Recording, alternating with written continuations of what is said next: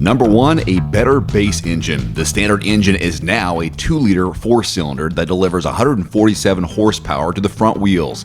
Available with a choice of a 6-speed manual or a nicely mannered CVT, this engine provides more than enough power for everyday driving. Number 2, peppy turbo. If you want more pep in your soul's step, there's the optional turbocharged 1.6-liter 4-cylinder that delivers a total of 201 horsepower to the GT line trim. It's the same engine you'll find in the Kia Forte along with the Hyundai Veloster.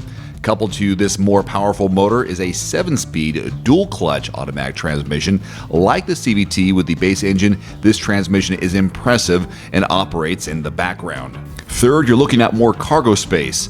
Since the proportions are radically altered, there isn't a huge amount of extra room inside the 2020 Soul, but Kia has done a really good job when it comes to carving out some extra space in everything from the door panels to convenient cubbies in the dashboard. There is now 23.8 cubic feet of cargo space in the trunk, with the rear seats in place. That's a more than 25% increase from what you'd find in the previous Soul. Here's a look at your real-world backseat legroom and headroom. Moving on to passenger room, luggage and shopping bags won't be the only things to appreciate in the extra wiggle room that you get with the 2020 Soul. There's also more passenger room in the front and rear. The tall roof provides plenty of headroom, while the seats can sometimes feel on the firm side. Occupants won't struggle to find a comfortable space in this square-shaped hatchback. Thanks to its petite proportions and nimble handling, the 2020 Soul is a perfect car for anyone who lives in a crowded urban area. You gotta like the size.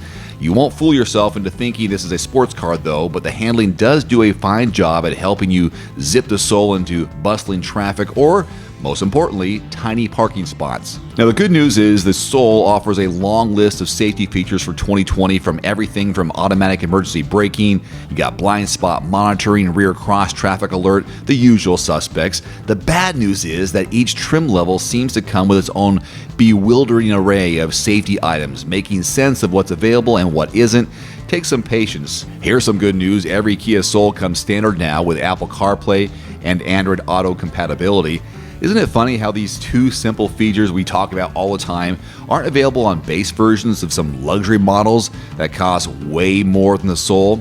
Okay, moving on. A 7-inch touchscreen infotainment system is used on most models, though a 10.25-inch screen comes on the higher-end EX and GT line turbo models. And let's be honest, the basic screen is just fine, and the menu is easy to navigate regardless of the size. You've seen this before, and in 2020 it continues. Their interior light show, which features adjustable lighting in the door panels that pulse to the beat of the music that's being played. You have a 640-watt 10-speaker Harman Kardon sound system, which is optional if you want a heavy bass for that disco-themed cabin that you so desire. Now, I don't want to leave out the fact that there's an electric-powered version of the 2020 Kia Soul. Don't get too fired up, though, because it's only available in California and other selected markets.